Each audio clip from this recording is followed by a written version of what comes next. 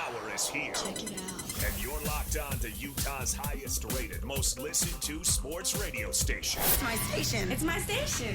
This is Hans Olsen and Scotty G on 97.5, the KSL Sports Zone. Hey, let's get it. Hans and Scotty, 97.5, the KSL Sports Zone. We have a thing or two to talk about today. Man, every day it gets a little Christmassy in here. It's like Santa came in and just exploded all over the place. That's been like that for like a couple of weeks. But you had the one in your room too? Has that been there for a couple of weeks? Yeah. All right. Well, okay. God bless Christmas, each and every one. All right. How you doing, buddy? Well, I love Christmas, but this is next level. Phone's been very busy. Yes. A lot of conversations with a lot of people. And you got a BYU fan base right now that doesn't deserve what they're dealing with and what they're going through. That's what sucks. Kalani's got to do what Kalani's got to do, and Kyle's got to do what he's got to do. But you get fan bases that are like, wait a second. Wait a second. I've already renewed my season tickets for next year. Wait. I was talking to a guy in my ward, and he's got 5 kids and his wife, and he's like, yeah, we got our tickets. We're headed to Dallas. Now, he said that he rolled the dice about a month and a half ago. So he got everything. Nice. He saw, I think it was after the Utah win. He saw the writing on the wall, and he thought, you know what, I'm just going to do it. So he's scheduled, but he's taking his whole family out there. I said to him, that's got to be at least $5,000. And he looked at me like, yeah, really? Higher. Yeah. And it's like, I see these fans, dude, they spend so much money. Yeah. And you see it with Utah State. Oh, yeah. You call those games, you know how much it means to these people. I was around some of our youth in our ward yesterday, and they're all looking, are you going to Dallas? Yeah, I'm going to Dallas. You going to? Yeah, I'm going to Dallas. I'm like, holy crap, about 75% of you are all going to Dallas. The state's going to Dallas. Believe me. I'm getting a feel from the hardcore fan base. I think they're headed to Dallas. Oh, yeah. And I made this point during the BYU UCF broadcast. There was probably 5,000 to 7,000 people missing in that game. Yeah. And I said, I think those 5,000 to 7,000, they've already paid the money, booked the trip, said UCF's a throwaway. We're going to the championship game. Yeah. I think that a heavy portion, because it was a morning game on a Saturday after Thanksgiving. Cold. It's cold. UCF's a miserable team. They came out and got 14, but I feel like they got 14 cheap ones. That at no point was I nervous. Did I want to see BYU play a more tight game? Yeah, but I wasn't nervous about it. It was like, okay. They came back and did what they wanted and needed. I think a lot of people were like, we're out of this one, but we're headed to Dallas. I'm expecting 25 to 30,000 BYU fans in Jerry World. Yeah. It's a 90,000 seat indoor stadium in Arlington, Texas. And I know that feels like a lofty number, but you said it during the Sunday morning podcast, our map, which, by the way, nobody listened to. How do we not get a single – what did we get, 5 downloads? It's up to 10. It's up to 10. We get 10 downloads. I really thought it was going to really balloon. By the way. on a championship weekend. No, that was the first time where I felt like I kind of held us up a little bit. It was only 10 minutes. But I had a rough night the night before and opened my eyes, and it was like 8:05. I'm like, oh, no. Dude, I'm going to get it. All of us have it. And it's funny because you guys have carried me through probably 5 or 6 of them where I'm just done. I don't want to talk sports. I'm upset, or I'm overly tired, or whatever it is, and you just are dragging. Because people need to understand, we're waking up 5:30, 6 o'clock in the morning to get this morning podcast put together for you.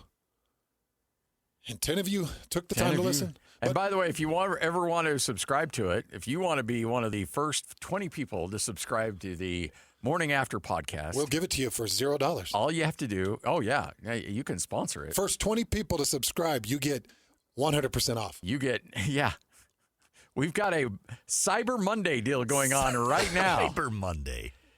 That podcast is yours for free for a limited time only. And then we'll end up giving you money for you to listen to it. Yeah. Just search Hans and Scotty on your podcasting platform of choice and you'll find it. But you said it during the Sunday morning podcast, The Map. Yeah. And you said that you're thinking more 40%. I'm just going 40-60. I'm leaning more that way. Yeah. I'm leaning more that way. My original feel was maybe 30, 35% because Tech fans are so close. Yeah. And they have money. It'd be like this championship game being in Vegas. Yeah. Nope. That's spot on. It's about right, isn't it? Yeah. I think it's 4 hours. Yeah, it's right in that margin, 4.5, depending on how fast you drive. 4.5, 5, somewhere in that range. If this thing was in Vegas, it'd be 80% BYU fans, and it would be sold out. Yeah. The Puck or the Roomba or Zuma, whatever that thing's called, it would be sold out, right? No doubt. No doubt. Not even close. And I think Tech fans would have to scrape and claw to get their 15, 20, 20,000 tickets to get those tickets and get in there. BYU fans are rabid. They have waited for something big like this for so long. They sat in the dredges of a 10-year drought against Utah. They sat in the drudges of being in independence and having everybody poo-poo their schedule and having one loss week 4 take them completely off the tracks and be completely irrelevant. And now BYU fans are like, wait a second, we're getting a taste of the good life. Yeah. And you've got all of this buildup and all of this excitement. And I've got all the film breakdown. But guess what everybody's talking about? Mm-hmm. Guess what you and I have to talk about? Do we have a coach? So I think we need to jump into it. I've just got a lot of different thoughts and angles on this. Let's get to it. Hans and Scotty, 97.5, the KSL Sports Zone. This is Hans and Scotty G. Let's go! The lineup is set, and it's time to kick off the show with the biggest topic of the day. This is the starting lineup on 97.5, the KSL Sports Zone. Hans and Scotty, it is your starting lineup. All right, so let's get to this right out of the gate here. Kalani Sitake in the Big 12 press conference for the championship game. Brett Yormark just moments ago, and you'll hear it in its entirety coming up in about an hour from now. But let's get right to the good stuff. Here is Kalani Sitake addressing some of the rumors out there.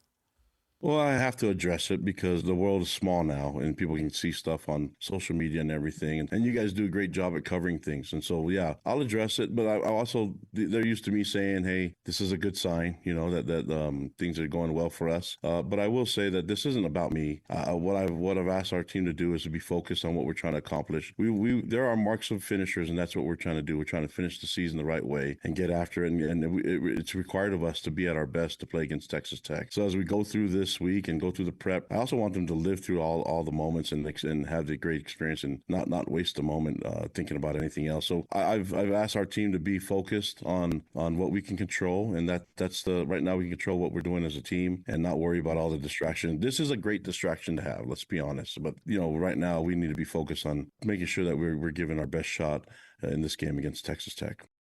Well, it is good to be Kalani right now. I know we don't do this very often. Can we play that again? Yeah, let's do it. I want everybody just to – there's a couple of things I want you to listen for in here because Kalani's got a massive platform and he's got an opportunity to stop the chatter.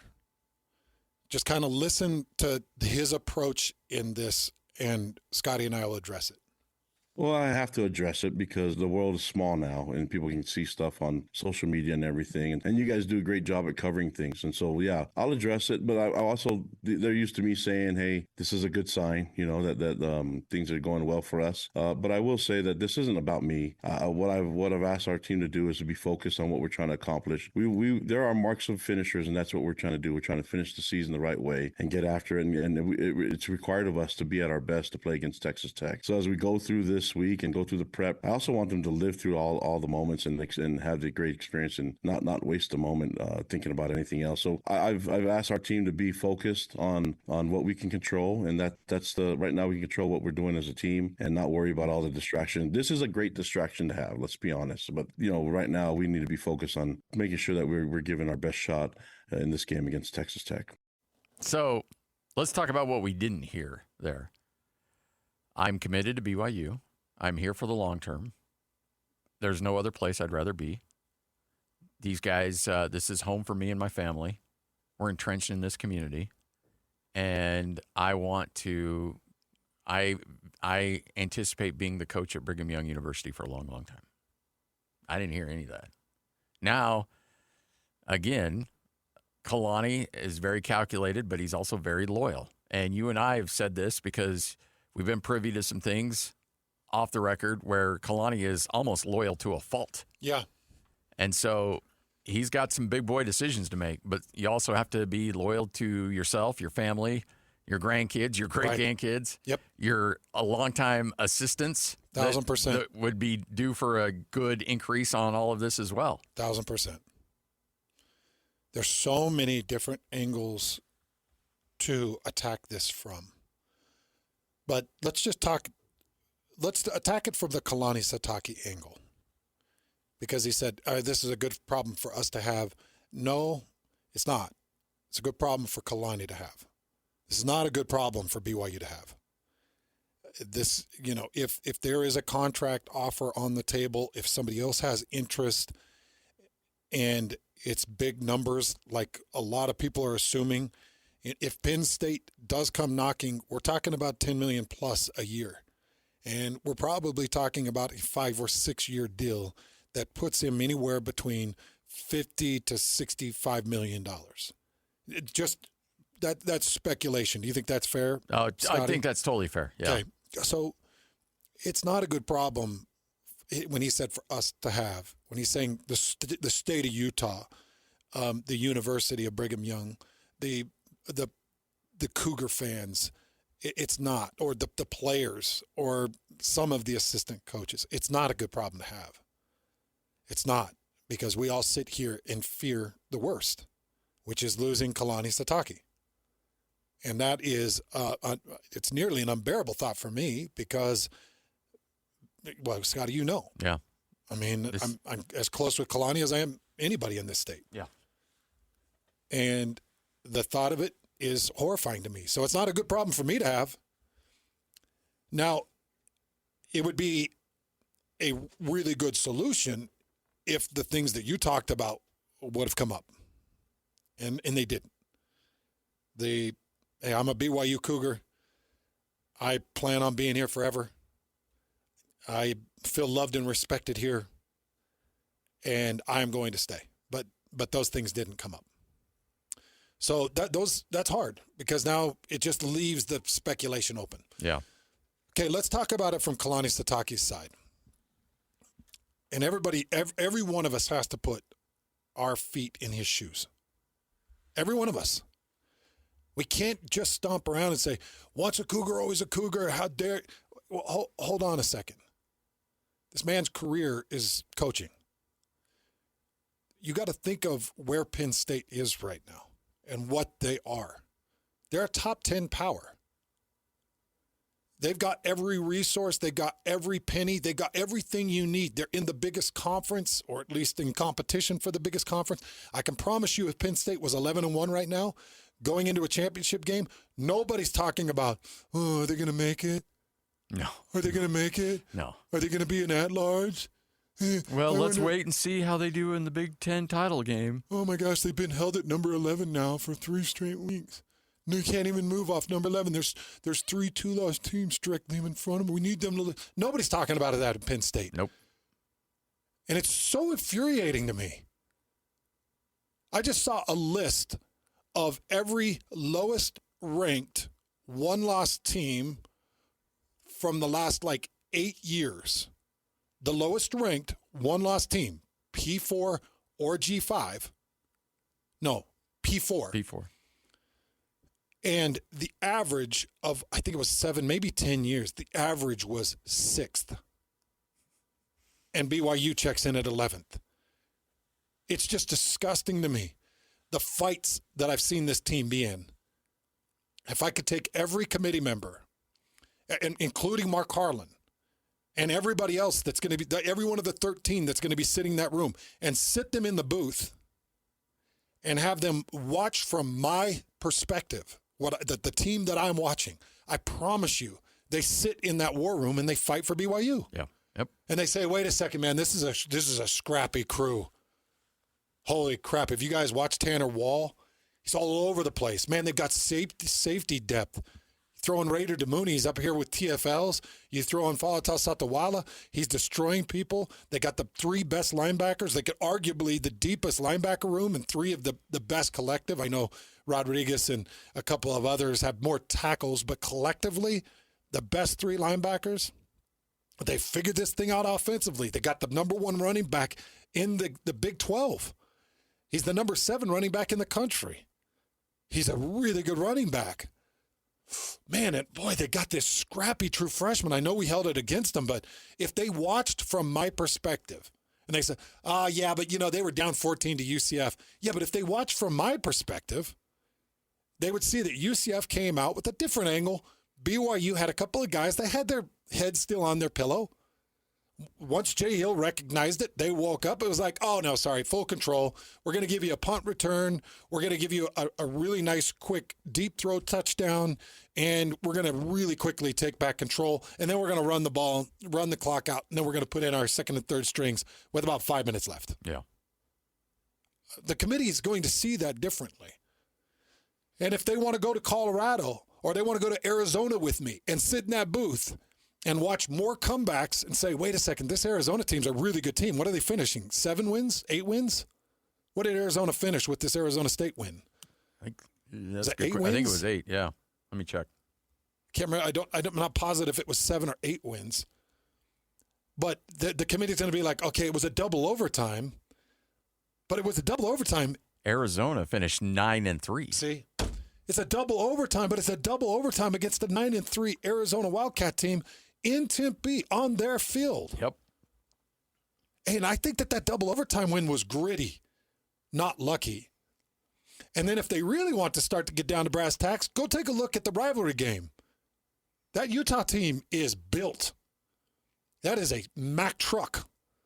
And I know that they had a couple of things down offensively for them, but BYU showed all kinds of grit in that game. Go watch that. If you sit in the booth where I'm calling it from, every one of these 13 committee, they will put their name down for BYU, regardless of what happens in Arlington, because there's a really good chance that Texas Tech might have something real special.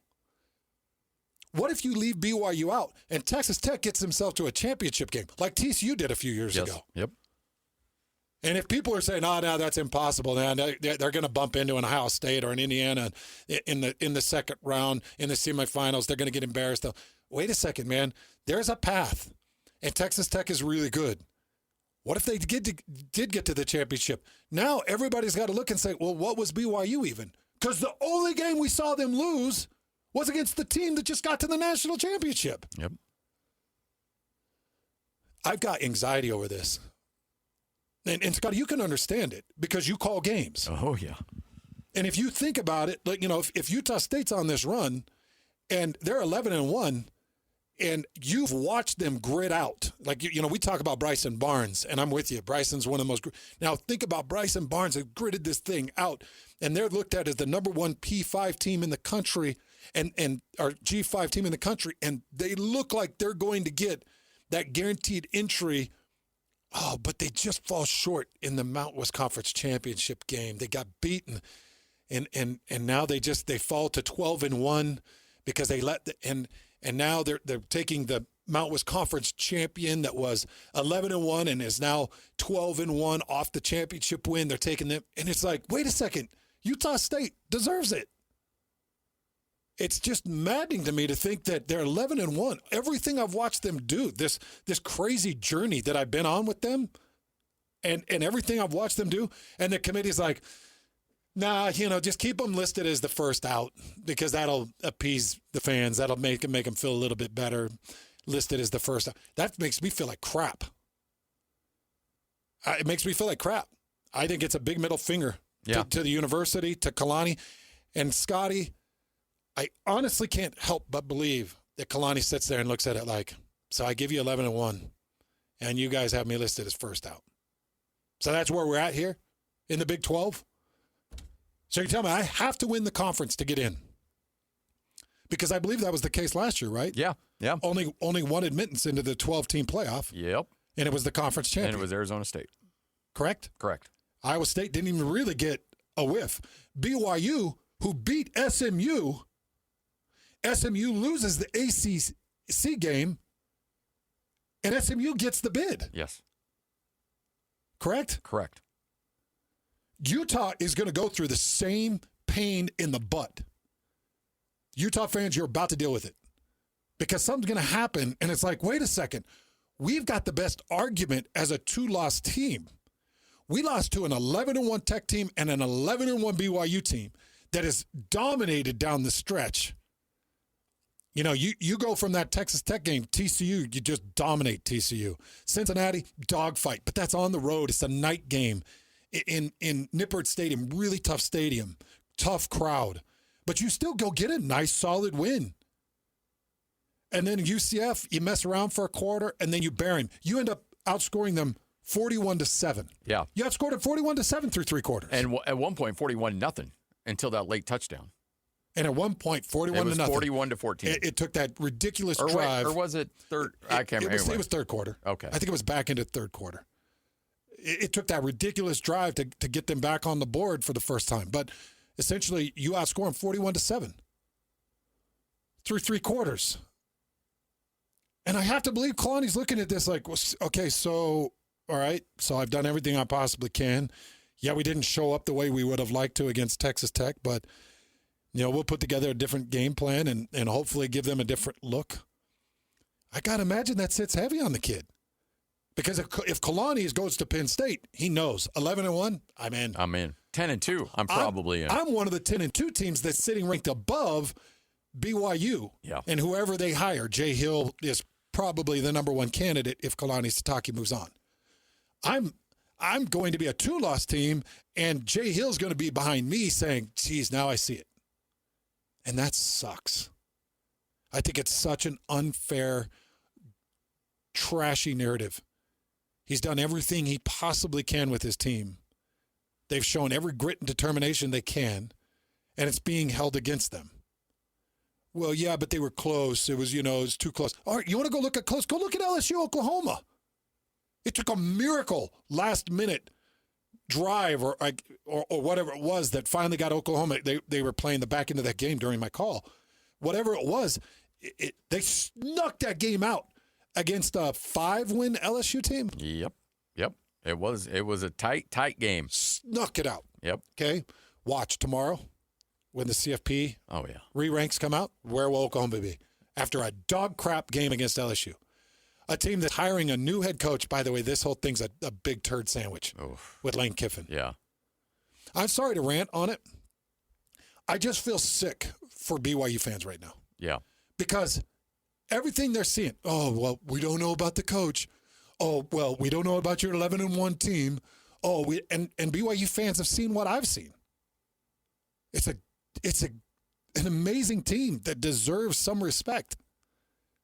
Well, yeah, but Parker Kingston, he's a scrappy kid. Okay, well, wait a second. He's way past scrappy. Kid's a legit. Parker Kingston is a legit Britton Covey-like player. That's who Parker Kingston's become. Extremely quick, speedy, and then does have another gear to shift into when he breaks away. Did it with his punt return and his long touchdown. People got to understand, this team has insane talent on it. Andrew Gentry, the guy they went and got from, was it Michigan? Mm-hmm. The tackle they got from Michigan. Andrew Gentry, now, Andrew Gentry's going to have to put on his big boy pants this weekend, Scotty. I'm going to Andrew Gentry and I'm saying, how much are we paying you, son? $680,000, sir. All right, $680,000. You know how much Romello Heights making? No, sir. Romello Heights making about $720,000. So he's not far from you, son. What do you want next? I want to go to the league, sir. Okay? Well, just so you know, we're going to put you on an island. You're going to block Romello Height. If we get a rotational, if David Bailey rotates over to you, then we're going to give you chip help. We're going to keep 6 in. We'll never keep 7 in. We're never going max protect. We'll keep 6. We can give you chip help on David Bailey. You're going to have to man on with Romello. And you go to Isaiah Jota, the other tackle, and you're like, hey, here's the deal. We're going to give you some help at times, but we got to have you on an island. You got to make your money right now, son. Coach, I don't feel very good about it. Okay, let's sit you down. Austin Leusa, come here. Hey, Leusa, how much are we paying you? $350,000, Coach. Okay, Jota, we're going to have you sit down. Leusa, we're going to put you out at the tackle position. Do you want to take on David Bailey, son? Yes. Okay, we feel like we can make you some money in the NFL draft. If you can lock down David Bailey in this game, by the way, Scotty, the whole world is going to be watching this game. Oh, yeah. Yep. Perfect kickoff time, perfect championship game. You're going to have every eyeball on you. It's going to be, okay, so do you want to do it, Leusa? Who wants to do it? Do you want to do it, Jota? Because we're not going to sit here and baby our quarterback like we did in Lubbock. We're going to open this thing up. And then I go to Bear Bachmeier and I'm saying, where are you at? How do you feel about things? Well, Coach, I'm ready. You ready to fly? Let's fly. Let's fly. We're going to throw out a crazy route tree. We're going to get you pre-snap reads. We're going to go 5-on-4. We're going to leave an extra blocker that will chip to route to drop off. If number 1 isn't open to chip to drop off, dump it down. If dump down's not open, take off and run. And we're going to march this ball. And we're going to win this game. But what we're not going to do is let them stack up on us, key on L.J. Martin, damage our front, damage our confidence. We're not going to do that. We're going to go in, we're going to manage it, and we're going to take it from them. We're not going to let them dictate what we're doing. It's what Arizona State did offensively. I know I don't like to look at what Arizona State did defensively because the whole offensive situation was different with Texas Tech and Will Hammond. So I don't look at that. But you can't tell me that's not the same defense. Oh, yeah. Yep. That's the same defense. Romello was on the field. Bailey was on the field. Rodriguez was on the field. So why the hell can't BYU do that to them? I think they can. Absolutely think they I can. think they can too, and I think Aaron Roderick is extremely intelligent. Bronco Mendenhall, head coach at Utah State, joins us next. 97.5, the KSL Sports Zone. Complete game coverage of the Cougars is right here on the KSL Sports Zone. It's a Big 12 title game showdown for Kalani Sitake and the Cougars as they square off against Texas Tech for a spot in the college football playoff. Exclusive Big 12 title game coverage on the Zone is presented by JCW's, the Burger Boys. Quality and a lot of it. This is Hans Olsen and Scotty G, presented by Mountain Land Supply on 97.5, the KSL Sports Zone. Hans Olsen, Scott Gerard, 97.5, the KSL Sports Zone. Hey, best barbecue out there. Kenny J's Barbecue in the District in South Jordan. Make sure to get there now. The District in South Jordan, Kenny J's Barbecue. They'll even give you 10% off your first catering order. Go to kennyjbbq.com. We're going to chat with Bronco Mendenhall. Tough loss for the Aggies on Friday. Oh, man. It was right there for the taking. I'm not going to speak for you. I'll speak for me. That's the toughest Utah State loss I've seen in 2 weeks in my memory. Like that loss to Boise State. Yeah. I know that the UNLV overtime loss and the missed kicks was one thing,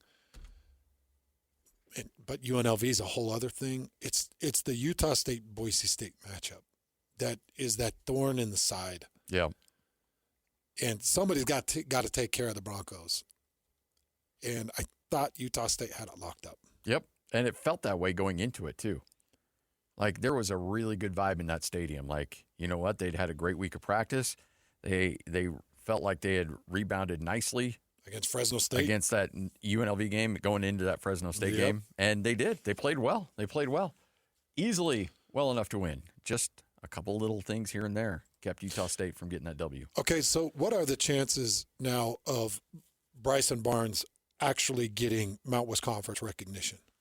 Well, I submitted my ballot yesterday, and I put him as Mountain West Conference Player of the Year. Can I get a ballot? I don't think so. Can I just send a letter to the editor? But a letter to my congressman?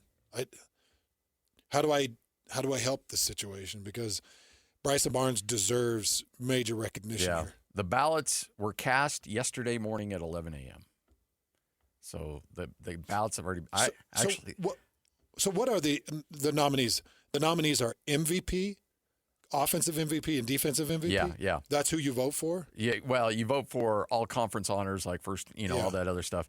And then there's offensive most valuable player, defensive most valuable player. Well, I'm going to write my congressman. There you go. And I'm just going to write in Bryce. Let's get Spencer Cox involved here.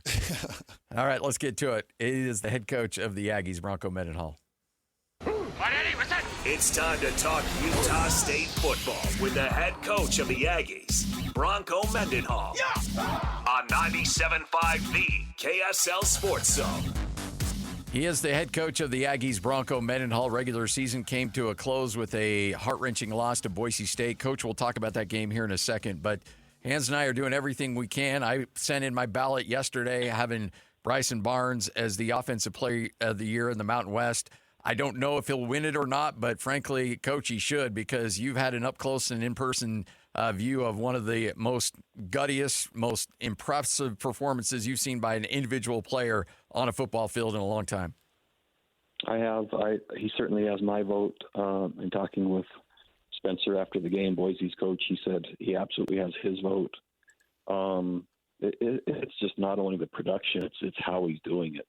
And there's so many contested yards, right? And so many scrambles and run-throughs and diving forwards and knocking guys over and then, throwing a great pass and just the consistency of leadership. But I would just say the impact on an entire team and program in a year has just been really remarkable. And I've been grateful for that from the time I've arrived here. Coach, I like to project on Bryson's future a little bit. I wish he was Diego Pavea and we could just continue to sue and keep him eligible. But I don't know if that's reality. I look at Bryson Barnes at 6'2", 220 pounds. I had a great teammate named Dallas Clark with the Colts. Mm-hmm. He was a great tight end. I think he was out of Iowa. And when I watch Bryson, he reminds me a lot of Dallas, so I could see maybe a tight end crossover. I don't know if a team gives him a camp to come in and show a quarterback opportunity, but what do you see his future as? Yeah, so there's a couple of things. So certainly there is some of that, and I guess I'll just put ish on the back of that. But I think what's happening more, and the feedback that I'm getting, is someone bringing in at quarterback as their number 3, and he just, who else would you want, right, to be running your practices and possibly finishing a game or being, just staged and ready in case, and the influence, and then possibly then the other things he could do for your roster, running down on kicks or special teams while that's happening. There's value added in multiple ways, but I think it could be through that entry point also, in addition to maybe what you mentioned. You don't see a lot of quarterbacks, and I know this is a Bryson Barnes love fest, but I don't care. I'm absolutely have a huge man crush on the guy. You don't see a lot of guys on a quarterback draw single out a line, or I think it was a safety, and just dump truck him. Go at him. And just, and he initiated the contact, spun out of it, and then got another 20 yards. Those are individual plays that may not show up in a stat sheet outside of the yards gained, but absolutely energize a sideline. Yeah, it just it did and does, and it's just a different breed of player. And I know the exact play. It's cemented in my head, my memory forever, because you just what it sounds like and what it looks like, and then you put it in the context of a quarterback. Man, there's a lot of things that match when you think about Bryson and don't match when you think about a true quarterback. Yeah. So many guys showed up in this game for you against Boise State. One guy that impressed me was Ike Larson. He had a beautiful hit across the middle, did some incredible things. A guy that maybe outshined Ike a bit was Noah Avinger. I liked his pressures, felt like he was in the backfield causing havoc. And then John Miller. And all three of these guys, you throw in Bryson Barnes, and I guess you could throw in guys like Miles Davis and some others. These are your seniors, Coach, and you've got one more opportunity with them. 6 wins, you gave them a bowl opportunity. What are you projecting at this point with you and your seniors? Oh, I love my guys, and so grateful to them for their effort, for their commitment, for the diligence. And those guys, man, they played so hard. If you count the penalty snaps, if you don't count the penalty snaps, the defense played 96 plays. If you count the other plays that were stopped or et cetera, it was 107. And they just kept showing up and holding, and showing up and holding and battling and showing up and holding. And the guys that you're mentioning did all that, which is remarkable. And I think they just keep getting better and better and tougher and more resilient. And it's just really fulfilling to watch that happen, to see them have success, to agonize with them over when we fall short, which we did on Saturday, but just to see who they're becoming and what they've accomplished. In my eyes, I'm really proud of them. So this week, while you try to figure out, you don't know where you're going, you don't know who you're going to be playing. What does this week look like for you as a coach in trying to keep your guys ready? Yeah, it's really challenging. So again, we don't know who will play or when. And it's a different time in college football, right? Because at the end of the season, there has to be work to retain your own roster to make sure your players know that you love and care about them and want them back, while others are trying to take them, quite frankly, through tampering and through just college football. And then there's players, right, on your roster that, man, it doesn't look like they might have a significant role in time, and they have to be advised for their futures that it might be best to look. And then, right, it's finals week next week. And so there's studies, and then there's weight training and possible practices, but how much and when you don't know when you're going to play. So this week it'll be position player meetings and meetings with myself as the head coach, same with my staff, lifting and running. And that gets us basically till Sunday, when hopefully we'll know a little bit ahead of that, but who we're playing and when. And then I can fill in the rest of the calendar so we can get a practice model set. The kids can make their plans with the right amount of practice and work, the right amount of rest and recovery. Because unlike a lot of schools, we start so fast in January. We start January 5th. And so if we have a late game, there's not a bunch of time for a break after the game. If you have an earlier game, then you kind of build that in. So anyway, I've got all kinds of different models working and just kind of need the piece of who we're playing and when to fill it out. You talked about these underclassmen that have shown well, guys like Javen Jacobs, or I'd even go a guy like Carson Touche, who I thought did some really good things at the 3 and at the 1. I thought he was really good. I know that they've tried to slim down these portal windows. And by the way, Coach, love and respect everything you do with shutting down spring. And just so you know, Scotty and I are okay with it. I mean, we're not going to not bang down your door trying to get in there if you want that thing closed. But with this transfer portal, we totally understand where you're coming from. But what kinds of things can Aggie Nation, can the university do to make sure that these young men, like I just mentioned, stick around? Yeah, well, it really comes down to the quality of experience they're having in your program, the trust they have in the coaches. But then, quite frankly and brutally honestly, there's the monetary issue. And players cost money now. And so I have a really demanding program, and it's players earn everything, and they qualify, and they battle, and it's fair, and it's just, and it's honest, and the players love that. But if, someone comes in and says, okay, I'll pay you 5 times the amount, and this would be to my coaches as well. This would be to head coaches that we're watching that are in the news right now, right? They're moving for opportunity and finance. And yesterday was a huge day for that with 4, 5, or 6 coaches. I'm not sure what the right number is. But if you say, why are they moving, right? It's opportunity and finance. That's not always what it's cracked up to be. And a year ago, that number was 78% of the kids that moved up or thought they were moving up for more money played less. And they weren't as fulfilled. So, the reality is we continue to move this program forward, not only how we're coaching and how the kids are playing and postseason and onward into the Pac-12, the continued work on the infrastructure with Cam and the finances and what that looks like in the world of college athletics now is just simply part of it.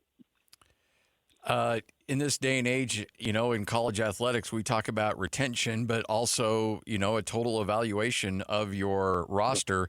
At what point do you have conversations with guys and say, hey, you know what? You're not going to get the playing time you hope for here. Let's try to find another place for you where you can get some playing time. Yeah. Do those conversations start happening this week? They do. They happen this week also, and it really is just the most fair and the most caring way to do it, to make sure there's enough time and where it can be thought through, worked out, and then the best chance for each individual to find and be where they need to be and want to be and where they can contribute. And so that's it happens not only with the players, but, my coaching staff around the country. That'll happen as well, where staff members are meeting with the head coach and, finding out what their roles might be. And so it's a really unique space because you do all of that. And then when the bowl game's announced, then you have to reunify back to the team where there's this window in between where there's some pretty strong conversations about individuals' future, and so I'm not crazy about the whole process of how it works now in college football. And there's some challenges with that. And we really try to just do it as humanely and as best we can for everyone's sake and do it in a manner that's respectful and caring, but also thoughtful and to make sure it's the best decision for where everyone belongs. Yeah. I've always loved that about you, Coach, and I really do appreciate the candid conversation here. And it's always been interesting to watch kind of your journey that you've been on as a coach. And I'm just curious, when the phone starts ringing, is it to an agent? Do people try to contact you directly? Like, how does that go as a head coach when you're sought after, you're beloved, and you feel like you're on top of the world? Yeah, it goes through search firms now. And so the search firm will reach out to your representation. Almost everyone has an agent. If you don't have an agent, the search firm then will contact the coach directly. And sometimes at the lower levels, the head coaches don't have an agent, but the search firms handle all of that. And the process starts pretty early, and it happens even during the season. There's confidentiality agreements that are happening along the way. And the coaches as well as the players that are being tampered with, quite frankly, there's no rules against it, but the head coaches, in essence, are being tampered with as well, right, during the season. And it's divided your loyalty, your attention, and even though coaches aren't trying to be that way, they're considering future opportunities as well. And so, yeah, I've gone through that phase of my life also. And so all of that happens. You saw how quickly yesterday the number of hires were made, except those decisions weren't made yesterday. Right? Those discussions have been going on for weeks. And it just is, there's really nothing about any of that, players or coaches, as you see those changes, that is really an enjoyable process as you try just to keep your team and the focus on serving others and unity together. And yet we've seen and will continue to see grown-ups do it as well as young players because of the opportunity and the finances that come with that, until there gets to be a maturity level of maybe a coach that's ready just to settle and be, and players maybe that have tried one or two Division I programs and it hasn't worked, and man, they just want to play. And so then they settle in and they're just happy. And so, you try to bring all that together as best you can. Coach, appreciate your time as always. Thanks for joining us. Proud of you and your team, Coach. Go get this bowl game and go have a good time. Good. See you later. You got it. Bronco Mendenhall, head coach of Utah State. It's not a fun process. No. Because it's easy for us to drill holes in character. Like even with Lane Kiffin, it's really easy for us to just sit here in our chairs and say, Lane Kiffin's a puke, and you're right, you can't make him into a housewife, and all of the things that came with this mess. It really is ugly. It's bad. It's an embarrassment. It's terrible. But we're not Lane Kiffin. We're not him. No. We don't know what he's stacked up against. We don't know what the conversations were. We don't know what it's like when somebody puts $70 million in front of you and says it's 70, it's guaranteed. Mm-hmm. Come out here to LSU. It's a powerhouse place. If you can't win here, then you're not as good a coach as you think you are. But here's $70 million just to go and check and see.